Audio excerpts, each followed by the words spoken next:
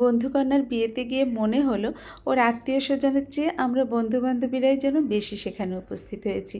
ঝুম বৃষ্টি হচ্ছিল সকাল থেকেই, তো এখন বৃষ্টিটা একটু কমেছে।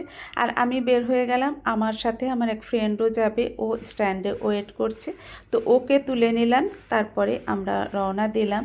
আমাদের আরেকটু আগে যাবার কথা ছিল, এত বৃষ্টি ছিল আর আমার ওই ফ্রেন্ডটা কোনো প্রকার গাড়ি পাচ্ছিল না যে স্ট্যান্ড পর্যন্ত আসবে। এখন কিন্তু আকাশটা একদম পরিষ্কার হয়ে গিয়েছে। তো আমরা জায়গা মতো চলে এসেছি ঠিকানা অনুযায়ী। এসে দেখি আমাদের বন্ধুবান্ধবে ভর্তি পুরো হলটা। আর অনেকক্ষণ পর্যন্ত মনে হলো শুধু আমরাই বোধহয় এখানে এসেছি, ওর আত্মীয় স্বজন কম।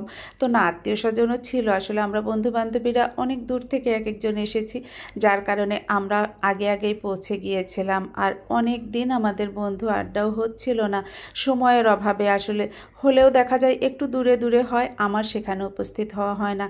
তো আজকে আমাদের খুব ভালো একটা বন্ধু আড্ডাও হয়ে গেল। আর ও আমাদের বন্ধুদের মধ্যে অনেককে ইনভাইট করেছিল।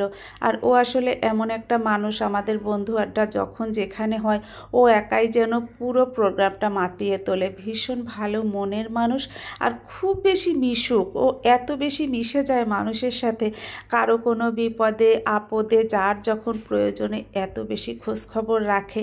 আসলে যে কারণে ওর দাওয়াতে আমরা সবাই মনে হয় এই কারণেই আরও বেশি উপস্থিত হয়েছিলাম। মানে কেউই প্রোগ্রামটা মিস করতে পারি নাই, যে তানিম এমন একটা বন্ধু আমাদের মধ্যে, আসলে ওকে মানে ওর প্রশংসা না করে পারা যায় না। আর ওর ওয়াইফটাও এত কিউটি লক্ষ্মী একটা বউ ওর, মার্শাল্লাহ। ওর মেয়ের বিয়েতে মেয়ে জামাই দুইজনের জন্যই অনেক অনেক দোয়া। তো বিয়ে বাড়ি মানেই তো আসলে ভরপুর ছবি তোলা আর খাওয়া দাওয়া করা। তো এক পর্যায়ে বসে গিয়েছিলাম, আমার বন্ধু বান্ধবীরা ছবি তুলেই যাচ্ছে, আমার আবার অতক্ষণ এনার্জি থাকে না।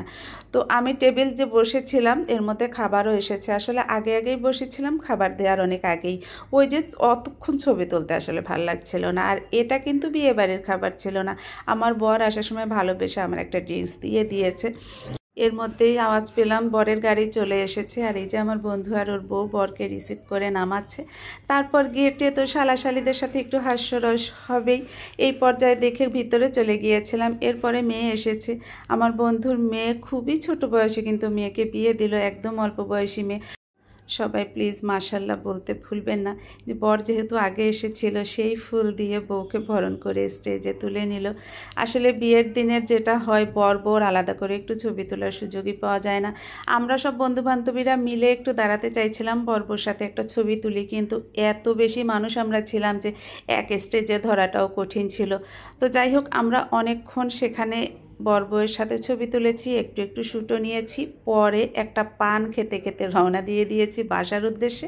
আমার প্রচণ্ড মাথা ব্যথা শুরু হয়ে গিয়েছিল। আজ এই পর্যন্তই।